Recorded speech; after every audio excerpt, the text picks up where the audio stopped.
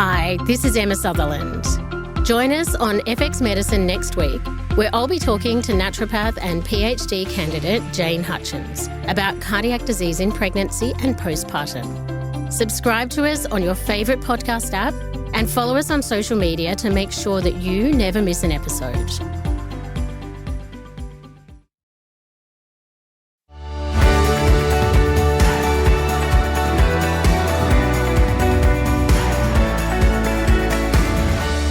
Hi, and welcome to FX Medicine, where we bring you the latest in evidence-based integrative, functional, and complementary medicine. FX Medicine acknowledges the traditional custodians of country throughout Australia where we live and work, and their connections to land, sea, and community. We pay our respect to their elders, past and present, and extend that respect to all Aboriginal and Torres Strait Islander people today. With us today is Dr. Frank Cahill, a registered clinical psychologist with over 20 years of experience in helping people overcome a range of psychological disorders. Frank has a particular interest in treating complex sleep-related disorders, including insomnia, parasomnias, and circadian rhythm disorders. In his practice, he also works with people to help them get off their sleeping medications. Welcome to FX Medicine, Frank. Thanks for being with us today. Thanks, Adrian. Thanks for having me. Yeah, it's great to have you. I know that you have a specific expertise in the treatment of sleep-related disorders, so this is the area today that I wanted to pick your brain on. I know that sleep disorders are extremely prevalent in the community, and their prevalence is higher in people experiencing a range of medical and physical disorders. And I know that I had a brief read of the literature, and I know that there's an inconsistency in the research, but I've seen statistics that show that approximately 50% of people regularly report feeling sleepy during the day, and a third of people are asleep less than 7 hours a night. So, I think that's pretty true. I actually picked up some research with the Sleep Health Foundation recently. They did a study about 2019. They took a sample of about 2,000 people and they broke it down in terms of how many in that population were struggling with their sleep. And they broke it down in terms of gender, and they found that about 13 to 14% of males struggle with sleep or meet the DSM classification of insomnia. Around about 10% or 11% females met the criteria, DSM criteria for insomnia. So you're kind of looking around about, this is for chronic insomnia, you're looking around about 11 to 12% of the population really struggling with their sleep. But you're right, I think when you kind of broaden that out and move away from the DSM criteria of insomnia, which is difficulty sleeping for at least 3 nights a week for at least a couple of months. Most of us, and well over 50% of us, really struggle from time to time. We go through periods where we struggle with sleep. We see this a lot, particularly during the warmer months when we struggle to sleep at night. But I think also what we're seeing, or I'm seeing in the practice, is a lot more stress-related insomnia, which is coming out of the current period that we're going through, coming out of the pandemic, that really messed with a lot of people's sleeping patterns. And also financial stress, which is one of the major stresses in Australia at the moment, is also messing with people's sleep as well. So we're seeing a whole bunch of factors impacting upon the way in which people are sleeping at the moment. So you mentioned there kind of financial stress. So stress is kind of a trigger or associated with the sleep disturbances. Are you seeing that generally insomnia or sleep-related problems are increasing over your time as a clinician? Absolutely. I just remember when, prior to the pandemic, it was quite interesting. Because of the nature of the work I do, it's pretty short term. So the average would be about 2 or 3 sessions if a person came in for treatment for insomnia. So it's not long-term therapy. But what I found prior to the pandemic, I would probably have my appointments booked out for about 2 weeks. Yep. When the pandemic came, particularly I think it was 2020, where it really started to hit, there was a tsunami of insomnia cases coming up. And I was booked out for a month or 2 months trying to get people in. It was a phenomenal increase in the rate of people seeking help for treatment around insomnia. So the pandemic really did make a significant impact on people's sleep patterns. And, of course, the anxiety associated with that also precipitated sleeping difficulties. Well, so I know that a lot of clinicians were, obviously inundated with referrals for, your depression and anxiety, but you're also seeing problems with sleep increasing. Yeah, we did. We did. When you think about sleep, usually there's a precipitating event that usually kicks it off. And it could be a whole bunch of things. It's usually things like financial stress, relationship issues, work-related issues. A lot of people were laid off during that period of time. They lost their job. Yeah. And that was a major precipitating factor that really started to affect people's ability to actually fall asleep or waking too early and then lying in bed worrying about how they're going to pay the bills. And so the people who were coming in to see you for sleep problems, would they have had a history of sleep problems, in childhood or adolescence, or do you think it was just kind of a new condition that they experienced as a result of the stresses that they were experiencing?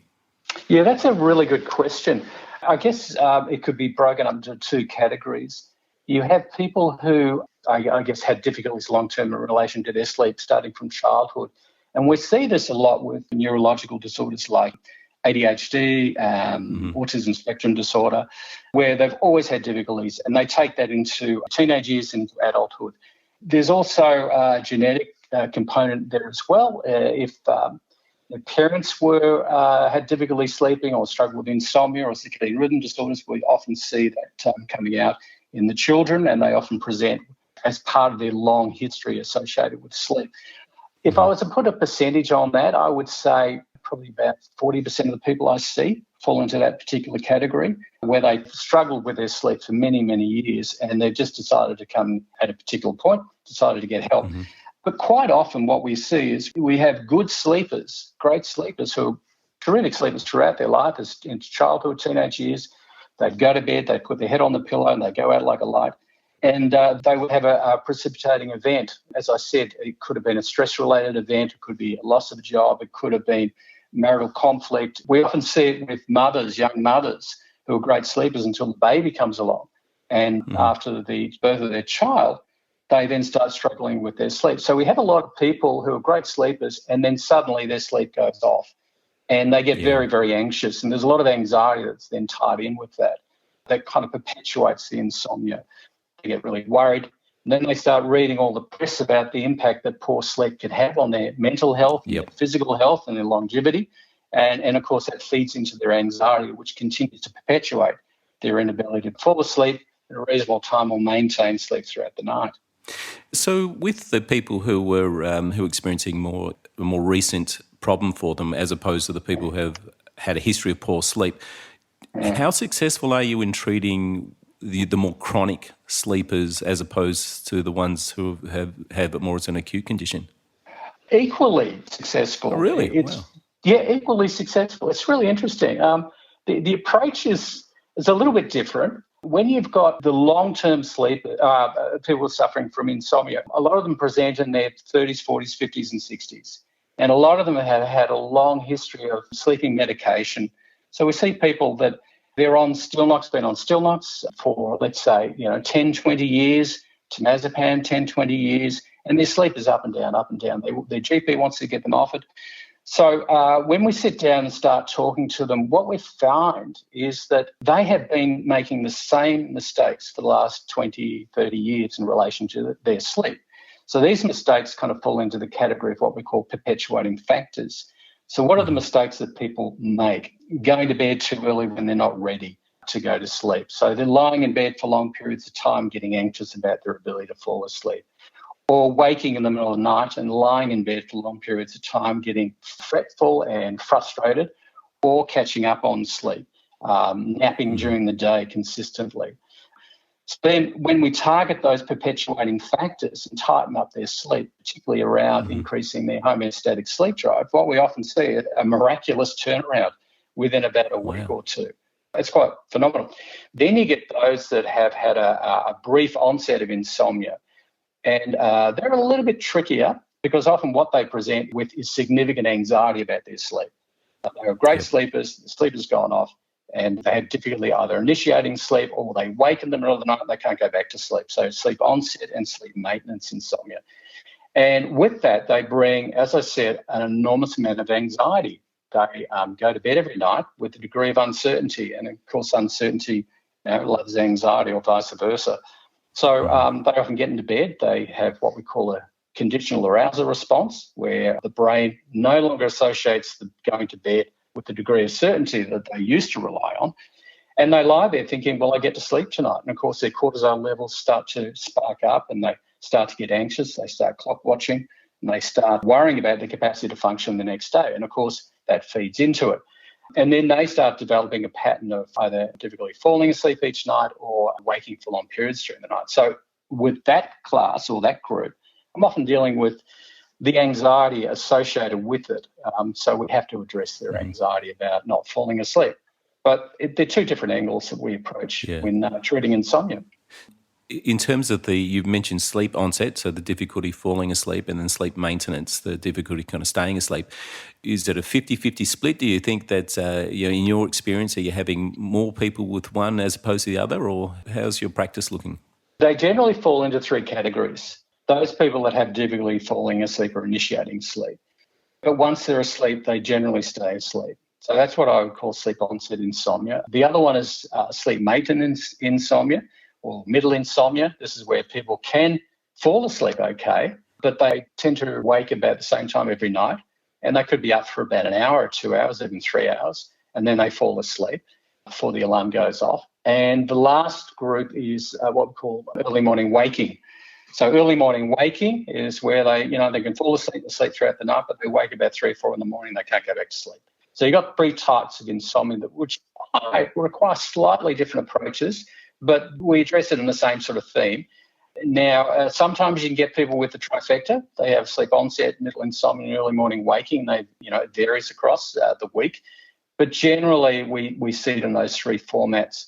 I tend to see a lot of sleep onset insomnia with younger population, probably in their 20s and 30s.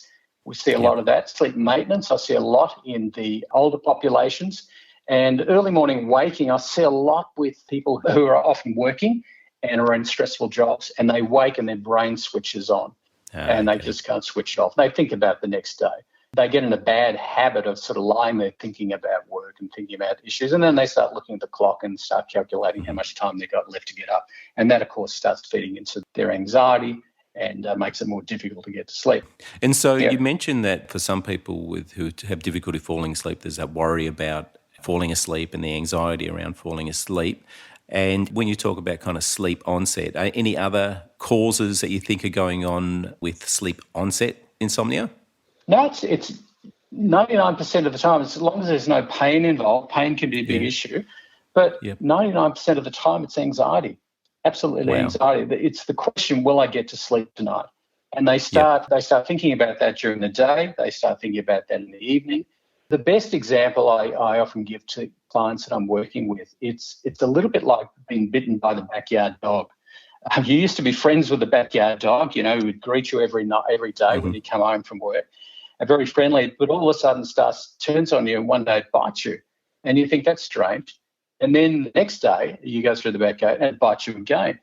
After a while, you start getting a little bit anxious about going through the backyard to see the dog.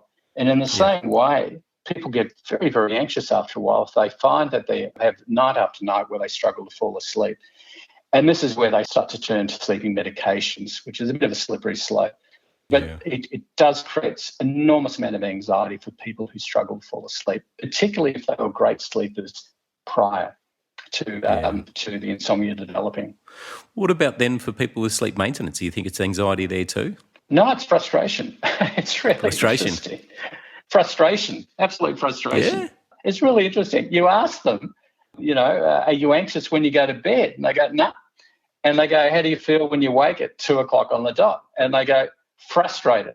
What do? I lie in bed, I toss and turn, I play on my phone, I look at the clock, I just get frustrated. They do get a little bit anxious if they're lying there for a long period of time, and then they start perceiving lying there as a significant threat to their capacity to function the next day. But I would say it's frustration first, followed by a smidgen of anxiety, but more frustration. And the same with early morning waking. It's usually frustration. Because if you think about it this way, they've already had, those with middle insomnia, they've already had probably 2 deep sleep cycles. So they've gotten the bulk of their sleep. So they've gotten to sleep, but they just lie there getting frustrated about the fact that they can't go back to sleep. And that, of course, in itself is a perpetuating factor that keeps the insomnia going for days, weeks, months, years. So I notice, sometimes if I am struggling kind of fall asleep and I might wake up at the same time, and it's like I'll wake up at almost identically the same time for a few nights. What's going on there? How come it's so? Is there something going on? Is it the REM cycles and the different stages of sleep that are going on that it's kind of I'm waking what in time then? what time are you getting up, Adrian? What time are you waking? Actually, at the moment, it's like 4 o'clock, 4 a.m. And what time do you get to bed? Probably about... Or get to sleep, should I say? I fall asleep straight away. So I probably go to bed 10:30 and 10:35 I'm out. Okay, so if you're waking at 4, that's 5.5 hours. So you're waking 5.5 hours after sleep onset. So if you think about it this way, most of your sleep drive has been burnt off during that time. You've gone through your deep sleep cycles, and you're coming into the lighter end of the night. And typically when we see the back end of the night after about 4 o'clock, we see a lot more REM going on and lighter sleep. So a lot of people are likely to wake around that time, around about 4 o'clock. So that's what we call early morning waking. The other thing too, what time does it get light there? You're in WA, aren't you? It's now, it is getting a little bit later, but 4:30 it was getting light, so. Yeah. If you're a bit of an early bird, you're going to be stimulated by the light, more likely to wake at that point in time. This is the other thing. If you wake at, let's say, 4 o'clock on the dot every morning, and you wake and you look across and look at the clock, what that actually does, it actually trains you to wake at 4 o'clock. It's like a queuing process. So the general rule is you get rid of the clock. Your room should be like a casino. So that'd be the first thing. The second thing is that a lot of people do wake at that time, and of course they get frustrated. They think, why can't I sleep right through? What's wrong? And a lot of people have a belief that you should not wake during the night, that you should sleep straight through. In actual fact, it's quite normal to wake. So with early morning wakers, what I generally get them to do is, first of all, normalise the wake. It's okay to wake at that time because, you've burnt off the majority of your sleep drive. Secondly, I often get people to get out of bed at that time just for a short break, about 10 or 15 minutes. And we find that that's very, very useful because it helps do a bit of a reset, and it actually drops the body temperature as well. Because often when we wake, there's a bit of a rise in the body temperature that wakes us. So getting out of bed helps us kind of reset our body temperature and then back into bed. And this is the thing here. I get people to go back to bed and I get them to focus on resting, not trying to go back to sleep. And this is the biggest mistake people make, is that they try to go back to sleep. And as soon as you engage in a thing called sleep effort, you might as well get up and start the day. But if you can go back to bed and just focus on resting, eyes closed, without any effort of trying to go back to sleep, it's a phenomenon called sleep state misperception, where you can often be asleep or have pockets of sleep without even realising. And the one thing that will tell you that is that if you got up 4 o'clock, 10 minutes came back, and the alarm went off at 6 o'clock, if you felt that time went relatively quickly, chances are you're asleep without even realising. So that's generally how we would approach that. Also, I would probably just tune in to see what was going on with the individual. Do they have a busy mind at that time? And also, we could do some work around managing their active thoughts in bed. Yep. And just briefly, just in terms of how do you manage that busy mind? Well, interesting. Let me put it this way. You either feed it or starve it. Most people get that. So what they're doing, if something comes into their head, they think they should process it, think about it. People lie in bed planning about the work ahead. And this is, so I basically say, look, you either feed it or starve it. And they say, what do you mean? Well, I say, get out of bed, have a break, that will shut that down, come back to bed. Notice the difference between active thinking and passive thinking. So if you start thinking about work, just gently say, let it go, turn your attention to something else. Typically a memory can be quite useful, and to just drift off onto that. But it's useful to make note that there is a group of individuals where this is quite a difficult process. And here I'm talking about the ADHD population. And I've been seeing a lot of that presented in my practice, people presenting with undiagnosed ADHD. And one of the major presentations that they have is that they have massive difficulties either switching off their active brain when they go to bed at night, so they have these long sleep latencies, or they wake about 3 or 4 in the morning and their mind just runs like a freight train and they have difficulty turning that off. In that particular case, what we often do is we either introduce medication that can actually help, or the other one is just using distraction strategies. So here I often encourage people who've got very active minds or people that are living with ADHD. often encourage them to put on a podcast, put on a radio, listening to an audio book, just to distract them from their thoughts and help them sort of drift off to sleep. So distraction strategies can be very useful with that population. Okay. All right. So we've got people with sleep onset, insomnia, and then you mentioned that kind of anxiety is a driver there, and you'll start modifying some of the beliefs around that and working CBT-based approach. Is that what you're basically doing, your CBT for insomnia? Yep. CBT for insomnia is the gold standard. And how we approach it, which we get a little bit, it's made up of 5 components. You've got sleep hygiene, we've got relaxation therapy, we've got stimulus control therapy, sleep restriction therapy, and cognitive therapy. Just a quick heads up on sleep hygiene. Sleep hygiene is the first thing that people go to if they're having difficulty falling asleep. Yep. And in actual fact, it's not an effective treatment for insomnia. The best way to think about sleep hygiene is very similar to oral hygiene. It's a preventative process. So it's designed to prevent the onset of insomnia. In the same way, brushing your teeth and flossing is designed to prevent cavities. But when a person gets a toothache and they go to the dentist doesn't recommend more flossing and brushing of teeth. It requires, more consistent work or more in-depth work. And this is where probably the top 3 areas that we focus or work on when we're dealing with insomnia would be sleep restriction therapy, stimulus control, and cognitive therapy. They're the top 3. And they work extremely well. Now, I know that there's a lot of talk about sleep restriction therapy. Can you tell us a little bit about what that is? Absolutely. Sleep restriction therapy is basically designed to build up the sleep drive of the individual. Often what we see when a person presents their sleep diary in the first session and you have a look at the sleep diary, there's often a mismatch between the time in bed and the amount of sleep that they're getting. So, for example, a person might be going to bed at 9 o'clock at night and getting up at 6. That's 9 hours in bed. And they're probably getting about 4, 5, let's say 5 to 6 hours sleep. So there's a little over a 50% sleep efficiency. So what we do is that if we can get a person to go to bed much, much later and get up much earlier, in fact, try to match their time in bed with the average amount of sleep that they're currently getting, what we often find is that it increases their overall sleep drive. So sleep drive is built throughout the day. The longer you're up, the stronger the drive. And it's that sleep drive that actually helps us address a lot of the insomnia issues, manipulating sleep drive. So sleep restriction is very, very useful. It's extremely effective when you're dealing with what we call sleep maintenance insomnia, where people are waking in the middle of the night and they're struggling to go back to sleep. When we increase their sleep pressure by getting them to go to bed much later and getting up much earlier, after about 3 or 4 days, it's a little bit tough, but after about 3 or 4 days, we start seeing the sleep drive picking up and kicking in. And the individual starts waking less and for shorter periods of time during the night. But it's probably the most successful approach to dealing with particularly sleep maintenance and even early morning waking.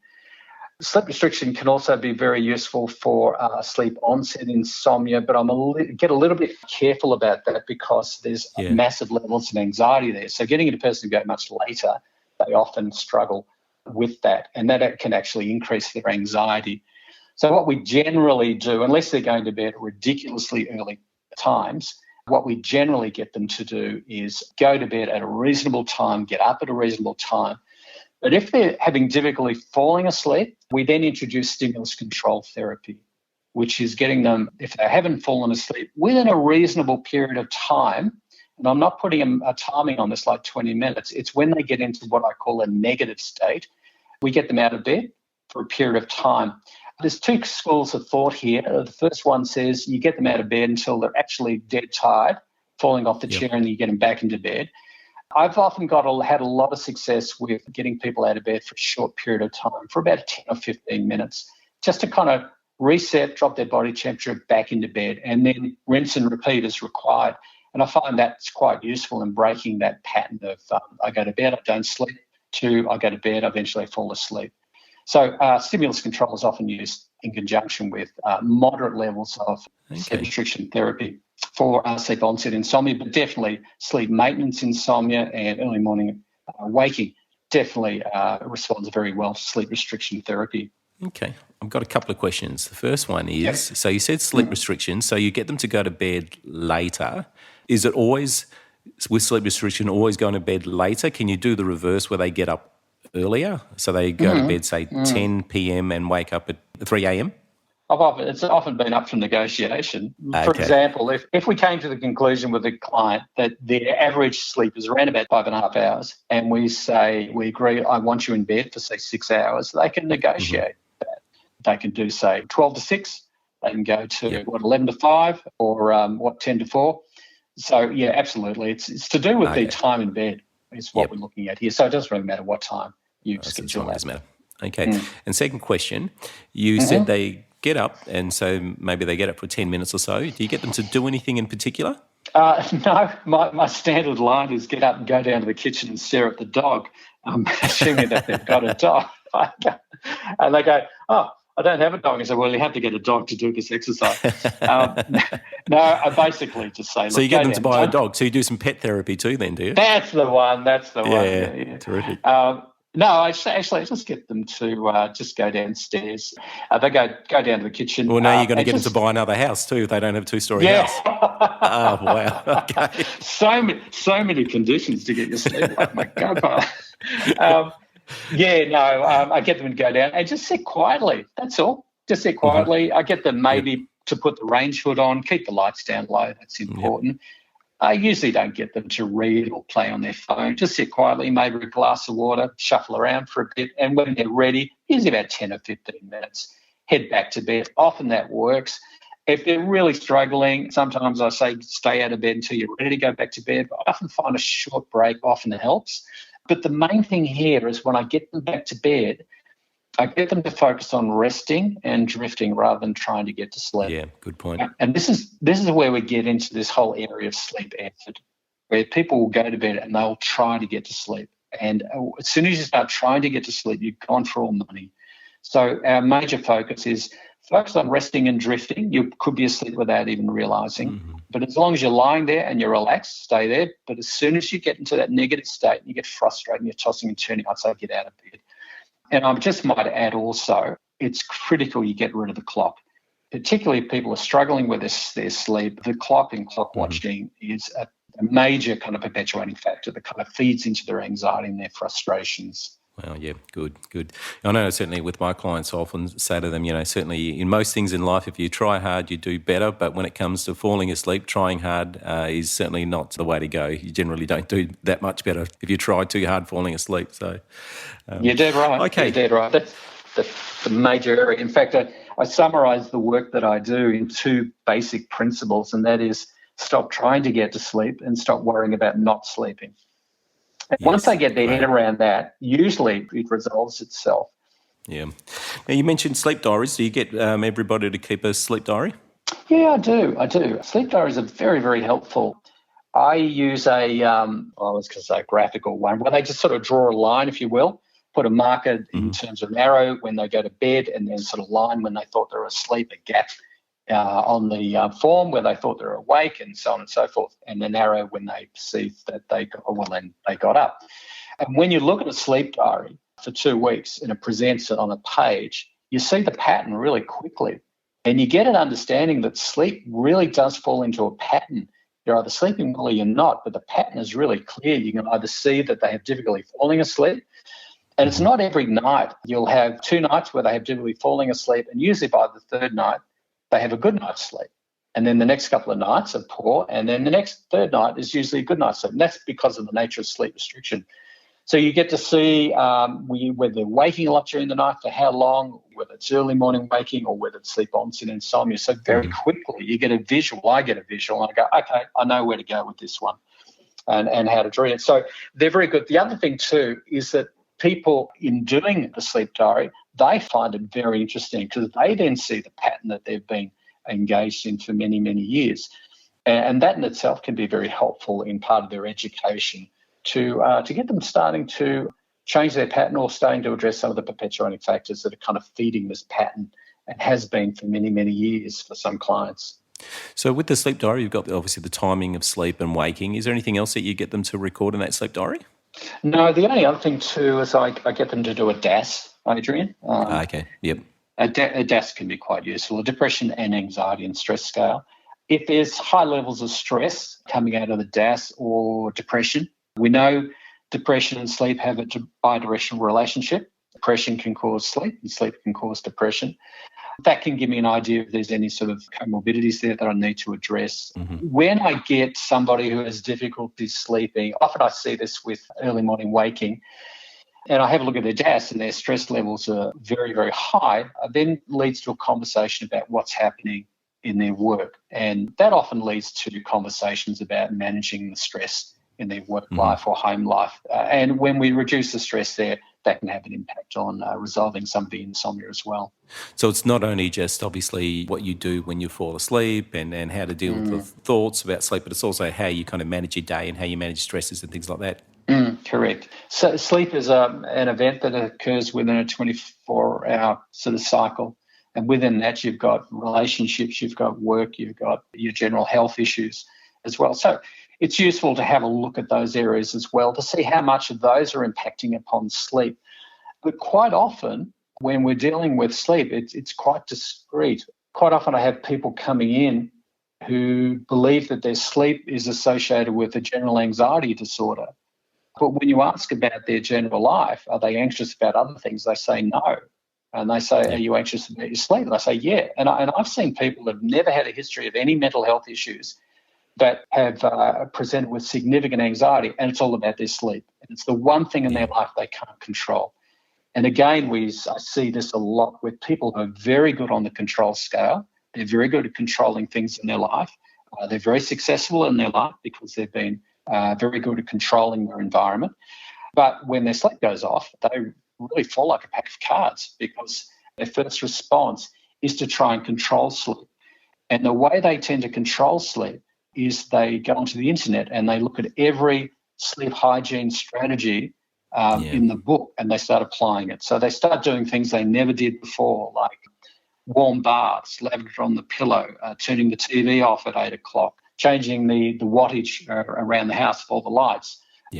The whole process. And what they do all these things. And then they get into bed and they're wide awake and they just feel like a failure. And they think nothing can fix this because they've taken on every advice that anyone's ever given them about how to get to sleep. And, of course, any tips that you get or are given to get to sleep actually going to fail because it gets you to engage in sleep effort.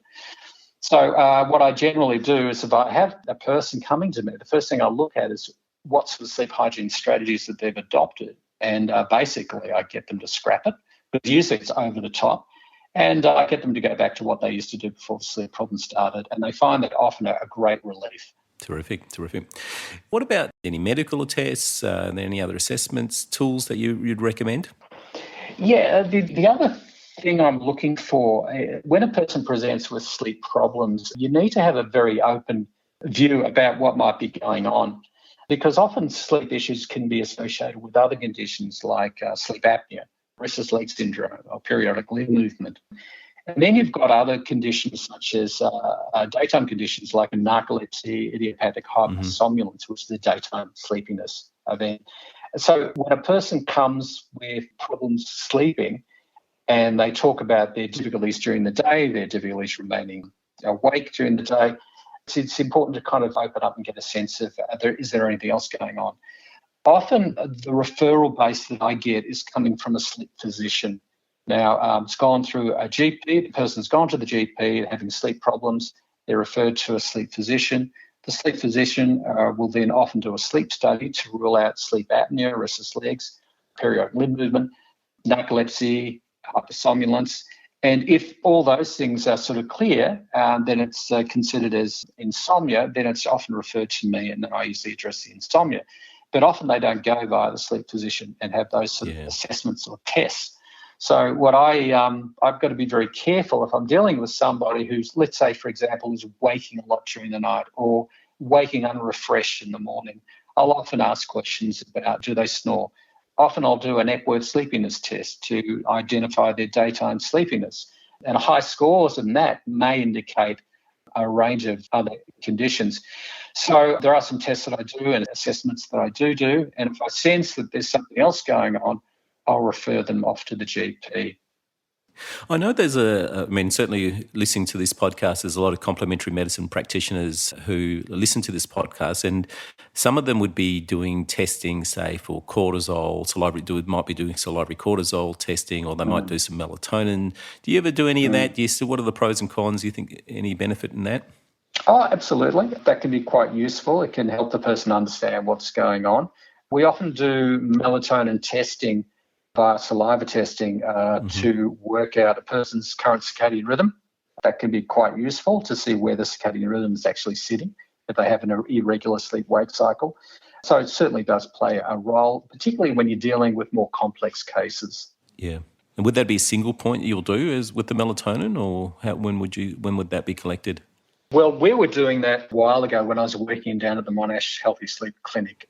We were doing a lot of work around circadian rhythm disorders. If we had a person who had a free-running circadian rhythm, this is where their sleep onset continued to delay around a 24-hour clock. We would often try to work out where their melatonin onset was, how that was tracking to see how we can grab it. And we would get them in to do saliva testing or urine testing. Sometimes we would just get them in as part of a sleep study. So we would get them in and start doing saliva testing in the evening to see where the melatonin onset was occurring. And that could be quite useful as well to work out their circadian rhythm. So that information can be quite useful. Do I do it on a routine basis? No, I don't. Generally, if I'm dealing with a circadian rhythm disorder, that is particularly a delayed circadian rhythm disorder, I'll often rely on sleep charts and sleep diaries to get an idea of where the person's sleep onset is sort of sitting around, whether it be 2 or 3 in the morning, and when they generally wake up, when they don't have to get up for work or any other activities or responsibilities. So I would generally rely on that sort of data. Doing melatonin testing can be quite expensive, so it's something I haven't done for a long time. Yeah, I think people need to be a bit careful too. I do a lot of the testing. I have the luxury of doing a lot of testing for a lot of the research studies that I do, and we've done a lot of cortisol testing and done some melatonin testing, and there is significant variability across the days, and so you do have to be careful about reading too much into a single point or a single day testing, and ideally you would like to do it over several days, but then it becomes incredibly expensive. So, I agree with you. There's all your assessments that you do, your sleep diaries, and I think they're far more valuable than some of the hormonal testing that people do. So, yeah. Okay. Are there any other, in terms of foods, do you look at the foods that they eat? Do you see a relationship between their eating patterns and their sleep? I'm guilty of that one, Adrian. I do not. The only thing I look out for is caffeine and too much alcohol at night, because a lot of people do rely on alcohol. Surprisingly, a lot of people rely on alcohol to actually get to sleep as a sleep aid. 1 or 2 glasses just as they go to bed, or if they wake in the middle of the night, a shot of vodka to get back to sleep. So that often goes on. But in terms of foods, generally not. I haven't. You've had a lot of experience in this area. What's your take on that? Yeah, I think, obviously timing of eating is really important, and that can be an issue. And then obviously if there's certain foods that people are eating that they're intolerant to and it's causing reflux or some digestive disturbances, I'll ask about whether that's happening. So I'll ask about when they've last eaten, what they're eating, are they experiencing any digestive discomfort, and then, making modifications there. And obviously, ideally trying to eat as healthy as possible and then limit, some of the unhealthy foods that they eat at night. But I think that can be helpful. With the caffeine, do you become a Nazi? Are you do you take them off the caffeine completely, and they got to No. See, great. This is the thing. No. A lot of people. I mentioned before, they go overboard with their sleep hygiene. They give up their morning coffee because they think that's going to make a difference. It usually doesn't. But if they're having about 4, 5, 6, 7 cups of coffee a day, well, that's a red flag. Clearly, I think caffeine stays in the system for about 6 hours. So early morning caffeine, totally fine. Later in the afternoon, not a great idea. But, different people have different tolerance to caffeine. There are some people that can have a cup of coffee when they go to bed and they sleep like a log. And other people, they're wide awake. So Generally, what I do is I get people to experiment. If a person's having 3 or 4 cups of coffee, I say, well, let's bring it down to 1 coffee in the morning and just see how you go. If it makes no difference, then go back to what you did before. But I'm very much like to experiment with people and just say, well, what kind of works. So taking things out, seeing if it makes a difference, and then maybe putting a portion of that back in. But no, I'm not a Nazi when it comes to caffeine. My God, if I gave up caffeine, I would not be a happy chappy at all. Yeah, exactly. That's great. I'm glad you're saying that. And what about exercise? Any recommendations around exercise?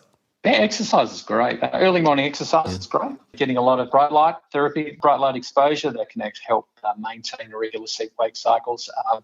Exercise late in the evening is often difficult, particularly if it's competitive stuff. And we often see the AFL players who have late-night matches, they really struggle to unwind and to get back to sleep. But generally, try to keep exercise in the early evening as a general rule. Too close to bedtime can often be a bit overstimulating. And that can cause sleep onset issues. But other than that, exercise is great, as is, just keeping healthy. Just keeping a healthy mind and body can actually be very useful to maintaining a healthy sleep pattern. Now, I mean, obviously your specialty is working with people with sleep problems. So if a complementary health medicine practitioner, can they treat sleep problems? What's your thoughts about other practitioners treating sleep?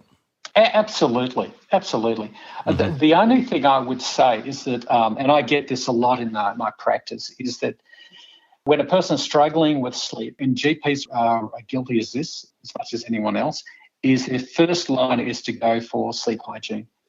And sleep hygiene is great, as I said, as a preventative strategy. But when a person's struggling with chronic insomnia, more sleep hygiene usually doesn't help. Unless they're doing ridiculous things like, drinking stacks of coffee throughout the day. Napping a lot during the day can also be a major factor that they can address. And, too much alcohol and so forth. But generally, there's CBTI training is not just for psychologists. Anyone, any health professional can actually do it and should probably look at it. It's pretty straightforward work. But no, look, in answer to your question, no, anyone who's interested in sleep and is seeing patients who have difficulty with sleep, getting their head around the key components of stimulus control, sleep restriction therapy can be very, very useful. And when we talk about sleep restriction therapy, sometimes just getting them to go to bed a little bit later and getting up a little bit earlier may be all they actually need to actually address a lot of the problems and just keeping a healthy lifestyle. But there's lots of programs that they can do in terms of CBTI. And I think if there are any health professionals out there that are interested in sleep, I would encourage you to do some training around CBTI because you can do that and provide an enormous benefit and service to your patients who are struggling with their sleep. Yeah, I'd certainly agree with you there. I think because sleep is such a major problem in our practice that anybody working with clients should have some good understanding of sleep and the treatment and doing a brief workshop or course in CBTI is invaluable. So yeah, definitely agree with you there.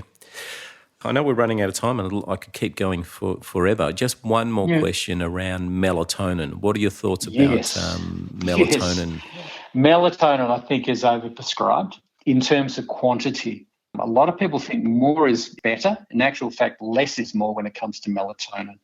Melatonin, you've got a couple of products on the market. You've got slow-release melatonin, often coming in the form of Circadin, and it's quite useful for sleep maintenance insomnia. When we're looking at sleep onset insomnia, lower doses are a lot more effective. In actual fact, the way I tend to prescribe melatonin, particularly young people who have difficulty initiating sleep, they may be a little bit phase delayed, not a lot, struggling to get to sleep before 12 o'clock.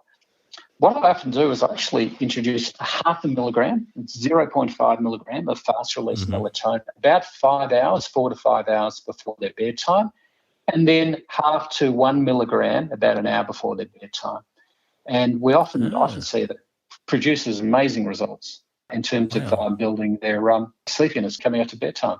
That's with people with sleep onset insomnia.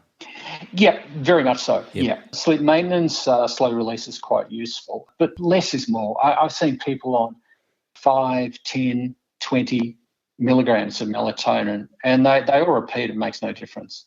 So we often see it has less effect. I think the research suggests that after 3 milligrams, it's less effective. Lower doses are more effective. But yeah, it's widely used. Is it useful? I think it is. When you compare it to a range of other medications or sleep medications that people can engage in, like Ristabit, that's often used a lot, but that bombs people out the next day. But then they're really struggling. After melatonin's not working, they go and see the GP, and they're often on to harder, stronger sleeping meds that are often very hard to get them off. Yeah. Any herbal remedies or any supplements that do you use any of those at all or recommend any of those? Short answer, no. Not because I don't think they're useful. Most of the people I see have already been using them, like magnesium. Yeah. What are some of the other ones that they use? You got your valerian, that often's quite common too. And I'm not saying they're not helpful. In fact, if anything, they're probably more beneficial. If somebody's going to take something, probably better off doing that than taking sort of harder medications like Stilnox, quintiapine, and so on and so forth. So, I'm not knocking it. Just the short answer is I don't recommend it, only because most of the people I see have already covered that ground, if you will. Yeah, definitely. In terms of any recommendations that I give, I think they can be useful. And ultimately it's about, are you targeting it for sleep or are you targeting it for anxiety? If it's a generalised anxiety that's going on, then you might look at your different adaptogens and your ashwagandhas and your rhodiola and things like that. But it's interesting how you mentioned how you use the melatonin like 5 hours before a lower dose and then a higher dose just before sleep. So I think practitioners need to think about dosing too. If they're going to use magnesium, for example, is it do you just take it an hour before bed, or do you actually look at introducing it a little bit earlier to help that slowing down, and then something just immediately before? So that's an interesting thing, and we certainly unfortunately in research studies it's never done that way, but you made a really good point that gets me thinking. So good, great. All right, well, thank you very much, Frank, for having a discussion today. We could go for hours. I think that there's so much valuable information that you've given people, and sleep is such a profound problem that many people with both medical conditions and psychological conditions experience. So I encourage people to certainly learn more about sleep and re-listen to this podcast, because you've just given some great information, and well, thank you very much. Thanks, Adrian. Thanks for having me. All right, so thank you everyone for listening today. Don't forget that you can find all the show notes, transcripts and other resources from today's episode on the FX Medicine website. I'm Dr. Adrian Lopresti, and thanks for joining us. We'll see you next time.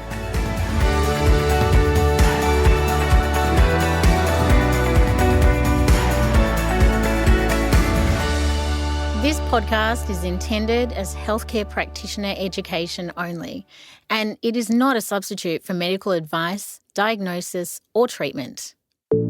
If you enjoyed this episode, please take a moment to give us a rating and review on Apple Podcasts, Google Podcasts, Spotify, or wherever you listen to FX Medicine, and share us with your family, friends, and colleagues.